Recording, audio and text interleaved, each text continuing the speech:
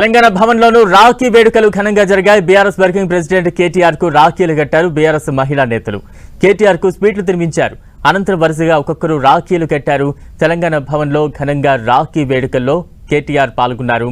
కేటీఆర్ కు రాఖీ కడుతున్న బీఆర్ఎస్ మహిళా నేతల దృశ్యాలైతే ప్రస్తుతం మనం చూస్తూ ఉన్నాం. ఇక హైదరాబాద్ కోకాపేటలో మాజీ మంత్రి ఎమ్మెల్యే హరీష్ రావు నివాసంలో కూడా పెద్ద సంఖ్యలో మహిళలు ఆయనకు రాఖీ కట్టి పండుగ శుభాకాంక్షలు తెలిపారు.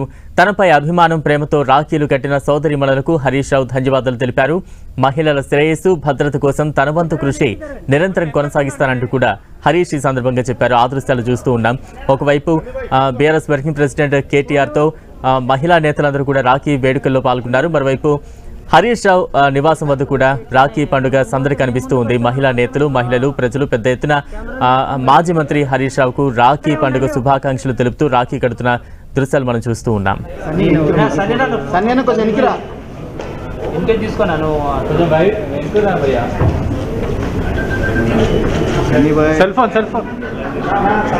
మేడం వెళ్ళిపోతానే ఫ్రేమ్లోకి వస్తారు అందరూ నీట్గా మీకోసం. ఓకే ఓకే ఇప్పుడు కరెక్ట్ ఉంది. ఇప్పుడు ఓకే